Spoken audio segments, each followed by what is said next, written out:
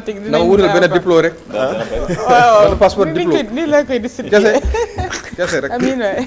Foxaan di la nuyu di la ziar. maa ngi lay ziar baax suñu invité bi di nuyu les deux Babacar di nuyu ñi nekk régie di nuyu mboolem ñi nga xam ne ñi ngi bàyyi seen yitte yëpp di ñu teewlu.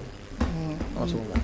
Voilà donc Ibrahima Anne ñu war a waxtaanee ci actualité judiciaire ñu comprendre organisation judiciaire ak institutionnelle ci biir Sénégal dafa nekk lu am solo ngir xam donc li nga xamante ne mooy fonctionnement wu état waaye tamit rôle magistrat yi ak mécanisme d'équilibre yu pouvoir yi donc lu jëm ci sommet wu état bi à travers yi nga xamante ne moom mooy question yi ma nar a laaj bokk na ci xam lii di statut magistrat yi lii di mission au conseil constitutionnel ak rapport diggante président de la République gouvernement ak assemblée nationale ñu tàmbale ak lii di magistrat au Sénégal lan la ñuy wax lan la ñuy tuddee lii di statut magistrat. waaw statut des magistrats xam nga corps boo gis rek dafay am lenn loo xam ne daf koy maanaam daf koy régir daf koy tënk. ci loolu da ngay dégg le statut général des fonctionnaires. wala statut général de la fonction publique. des fois nga dégg le statut particulier du cadre par exemple des agents des eaux et forêts. nga dégg le statut des enseignants supérieurs. donc noonee la amee le statut des magistrats. donc ñoom tamit dañu am benn statut genre boo xam ne bu ñu mën a tuddee statut général maanaam mooy la norme. donc mooy une loi organique de 2017. donc boobu moo régir wàllum li nga xam ne moom mooy magistrat. tout ce qui est magistrat au Sénégal donc benn loi organique de 2017. maanaam la loi 2017 10 du 17 janvier 2017. moom moo porté li nga xam ne moom mooy statut des magistrats. donc statut boobu nag dafa laaj aussi ñu insister ci c'est une loi organique. parce que dafa am ñoo xam ne seen statut loi ordinaire la am na ñoo xam ne seen statut décret la. mais magistrat yi maanaam pour dayoo bi nga xam ne corps bi am na ko. donc ñoom seen statut c'est une loi organique maanaam loi organique dafay insérer entre la constitution ak li nga xam ne mooy les lois ordinaires. dafa sut les lois organiques mais dafa sut les lois ordinaires mais mu nekk suufu li nga xam ne moom mooy constitution. ci biir Sénégal nan la ñuy nommer magistrat yi. fii à part les magistrats de la Cour des comptes et du Conseil constitutionnel ñeneen ñi. mooy ñi nga xam ne ils sont régis par le statut général le statut des magistrats donc ñooñu ñëpp ils sont nommés en conseil supérieur de la magistrature donc yaakaar naa sànq suñu invité bi mi ngi ci doon wax une question de Fofane. conseil supérieur de la magistrature bi nga xam ne. président de la République moom moo koy présider. donc ministre de la justice nekk vice président. voilà lan mooy wane lii di inamobilité yu magistrat yi seen taxawaay.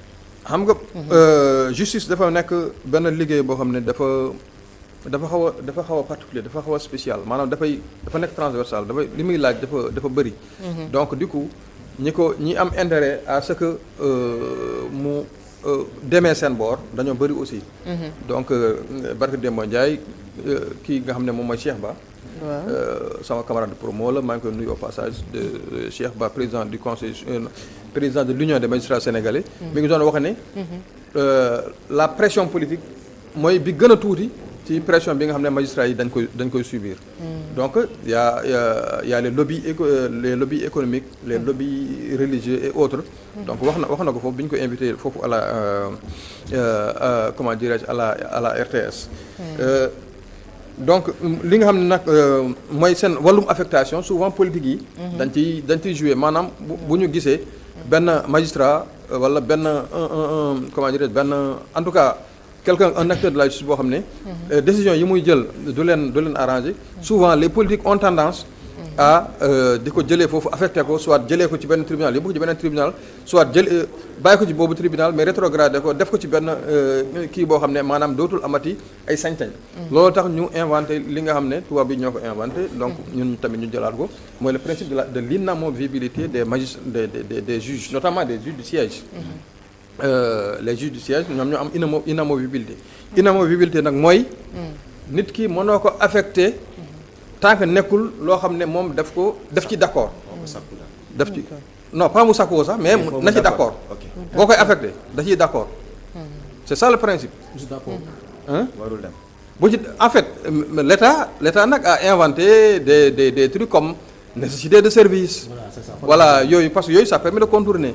effectivement des fois dañuy naan bon le tribunal de Kolda am na benn poste bu fa libre wala le président il est à la retraite wala voilà c'est un poste vacant ñu ne donc loolu tax ñu jëlee la fii Dakar par exemple yóbbu la foofu fekk sanction la fekk boo xoolee ba ci biir sanction la loolu moo tax ñu créé li nga xam ne moom mooy inamovibilité donc inamovibilité mooy magistrat de siège parce que magistrature dafa am ñaari pàcc dafa am magistrat du parquet donc ñoo xam ne ñoom ils sont sous la coupelle du ministère de la justice comme vous le savez mu am donc les magistrats du siège mooy les juges d'instruction ak ñi nga xam ne ñooy les juges de jugement donc parce que y a le parquet wàllum procès pénal xam ngeen ko donc y a le parquet y a l'instruction ensuite y a le jugement mais ñi nga xam ne bu ñuy àtte dañuy toog mooy la magistrature assise mooy les juges du siège donc ñooñu boo leen di affecté il faut nga am li nga xam ne moom mooy seen accord maanaam mënoo leen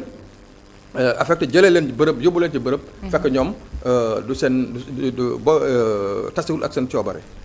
lan mooy âge retraite u magistrat yi. waaw foofu aussi dafa am principe xam nga droit tout le temps dafa am day poser principe mu am exception.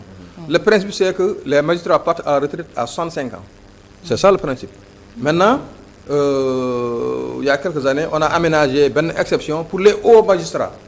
Les hauts magistrats maanaam mooy le premier président de la Cour suprême, le procureur général près la Cour suprême, le premier président de la Cour d'appel, le procureur général près la Cour d'appel wala le président du conseil constitutionnel ñooñu dañoo seen comment dirais wala le premier président de la Cour des comptes ñooñu donc seen âge de retraite c'est à 68 ans donc c'est mu nekk une dérogation par rapport à li nga xam ne mooy le principe bi nga xam ne statut bi posé na mais le principe c'est que les magistrats ils partent à la retraite à 65 ans l'exception maintenant c'est qu'ils partent à la retraite à 68 ans donc bon peut-être je me mets un peu dans la tête de ceux qui avaient initié cette loi là c'est que des fois magistrats yi fu ñuy gën a amee sagesse voilà des fois ci la ñuy dem à la retraite bon c'est peut-être valable pour beaucoup de corps de métier mais rawatina nag pour les magistrats bon peut-être loolu moo taxoon ñu ne nañu bàyyi ñooñu nekk foofu pendant 3 ans au moins ñu créer benn transition et puis aussi ça permet aussi à la formation permanente des jeunes magistrats qui entrent dans la carrière te nga xam ne ñoom soxla nañu bon peut-être que expérience bi ak sagesse bi nga xam ne ñii def nañu ay 35 ans 40 ans de métier ba yegg ci yenn niveau yi. lan lañ mën a jàpp ci privilège de juridiction des magistrats. Privilège de juridiction des magistrats mooy que magistrats yi même bu ñu defee infraction du ñu xooxaan fi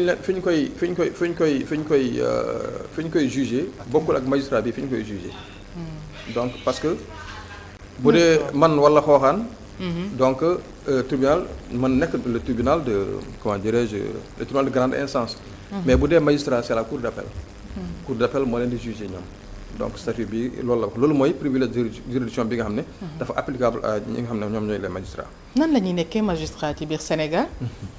waaw pour être magistrat au Sénégal nag. benn yoon la rek. mais Ibrahima foofu bëgg naa tuuti commentaire quoi est-ce que loolu xamul c'est pas paradoxal quoi. maanaam ay magistrats yi jugé seen moromi magistrat. bon en tout cas à l'état actuel de comment dirais de la loi donc noonu la demee bon maintenant je sais pas est-ce que tu penses bon peut-être on pourrait mettre en place benn jury populaire wala benn genre ay jurés ay ñoo xam ne ñoom wala xaw je sais pas mais ba fii ñuy waxee ni c'est les magistrats qui jugent des juges des magistrats mais souvent nag c'est une composition spéciale nekkul rek un magistrat mooy juger kii comme les affaires ordinaires mais c'est une composition spéciale mooy juger magistrat donc ba fii ñu toll nii nag loi bi loolu la wax ni nekkee magistrat voilà pour nekk magistrat donc voie bi benn la benn yoon képp la donc il faut avoir une maîtrise en droit faire le yaakaar naa mos nañ ko wax def le concours de li nga xam ne mooy le centre de formation judiciaire après mooy la section judiciaire de l'ex-ENAM ENAM la woon ensuite ñu def ko 2 parties l'école nationale d'administration demee booram ensuite le centre de formation judiciaire pour la formation des magistrats et des greffiers donc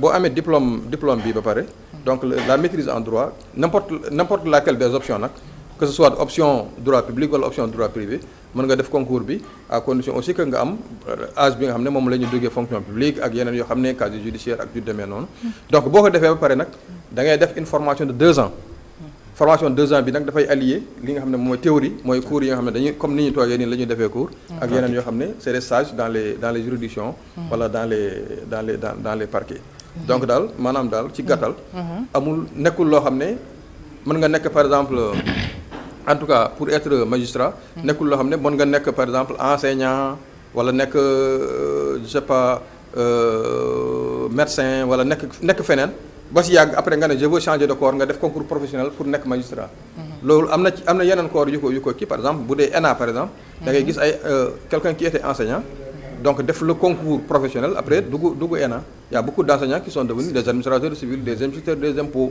des inspecteurs du trésor des conseillers aux affaires étrangères ak yu demee noonu donc parce que dañoo def concours professionnel mais magistrat moom benn yoon képp la am mooy que da ngay am un diplôme de maîtrise en droit nga def concours bi def une formation de 2 ans après nag nga doog dugg ci fonction bi. yéen critique la ñuy teg ci kaw magistrat yi. donc critique yi moom bëri na surtout venant de la part des politiques yi notre invité en fait partie souvent li ñuy critiquer comment dire les magistrats mooy que seen mbir dafa xaw a yéex soit dafa xaw a yéex soit day gaaw. d'accord dañuy naan rek c'est selon quoi. parce que am na ñoo xam ne nee nañu ci dossier wu Khalifa Sall ak dossier wu Ousmane Sonko. affaire bi dafa gaawoon. en un temps record. donc daan nañ ko def nañu première instance def nañu appel def nañu cour suprême def nañu sax baraba d'arrêt ci en un laps de temps. ñeneen ñi jàpp ne nag mbir mi dafa yéex des fois sax les mêmes personnes. ñi lay wax ne mbir mi dafa gaawoon des fois ñoom ñooy ñëw naan la encore dafa yéex ba ñuy naan. il faut mettre la pression sur la justice donc loolu moom nekkul lu mu inventé je crois que c'est à l'Assemblée que ça a été dit et le président de la République lui aussi il l'a repris à son propre compte ne il n'est pas contre le fait qu'on mette la pression sur sur les juges donc yooyu moom dafa bokk ci ay critiques yoo xam ne souvent dañ koy faral di dégg ci li nga xam ne moom mooy venant surtout de la part des politiques. nag magistrat yi bu conseil constitutionnel ñoom dañoo soumettre ci même statut bi. ndax ñoom ñoo bokk statut non bokkuñu statut les magistrats du conseil constitutionnel. ñoom seen statut c'est un statut de 2016. ñëlee 2017 la ñoom 2016 la. donc juste après le référendum. donc je crois ci la ñu élaboré woon le statut des magistrats des juges du conseil constitutionnel. donc boobu c'est une loi de 2016. justement lan la conseil constitutionnel rawatina kii di présidente bi nga xamante ne président de la république recevoir na ko ci semaine bi. waaw conseil constitutionnel dafa nekk aussi au devant de l'actualité parce que effectivement comme ni nga ko waxee. fan yii yees donc président de la république dalal na ki nga xam ne mooy présidente du conseil constitutionnel. conseil constitutionnel benn institution la boo xam ne constitution Sénégal daf ko prévoir. nekkul nag loo xam ne dafa existé woon depuis 1960 Sénégal Cour suprême képp la amoon bi ñu demee ba 1992 nag ñu def une grande réforme de la justice créer li nga xam ne moom mooy cour de cassation créer conseil constitutionnel ak conseil d'État mais après le président Wade bi mu ñëwee xool na conseil le contentieux bi dafa tuuti après il a remis c'est lui qui a ramené encore comment dire li nga xam ne moom mooy cour suprême dans sa version initiale mais mu bàyyi conseil constitutionnel bi quand même daf ko bàyyi foofu cour de cassation nag daf ko dugalaat ci cour suprême bi ak conseil d'État parce que conseil d'État moom mooy yore contentieux administratif donc contentieux administratif bi actuellement ni c'est la chambre administrative de la cour suprême moom moo koy gérer donc conseil constitutionnel donc moom au-delà de li nga xam ne moom mooy respecter li nga xam ne maanaam forcer comment dirais-je les pouvoirs publics à ce que ñu respecte la constitution xool conformité maanaam loi yi dañoo war a conforme à li nga xam ne moom mooy constitution mais dafay aussi arbitrer conflit de compétence entre l'exécutif et le législatif wala entre l'exécutif et le judiciaire bu amee conflit de compétence moom mooy am sañ-sañ pour régler ko ñaata membre la am donc conseil constitutionnel mi ngi am 7 membres avant c'était 5 on parlait de 5 sages mais depuis 2016 donc c'est 7 sages 7 sages yi nag 5 yi président de la République moo leen di nommer directement 2 yi président de l'Assemblée moo leen tabb mais proposé ko à ki nga xam ne mooy président de la République nommer leen parce que c'est lui qui a le pouvoir de nommer aux emplois civils et militaires. Donc voilà ñoo 7 lañu grosso modo. dese na 12 questions yi la war a laaj ci mbir moom mais xam naa dañ koy tënk rek ba beneen yoon. après ñu ñëwaat ci waa incha allah. ñu ñëwaat ci incha allah waaw suñu invité bi moo jël temps bi mais amoon na solo quand même.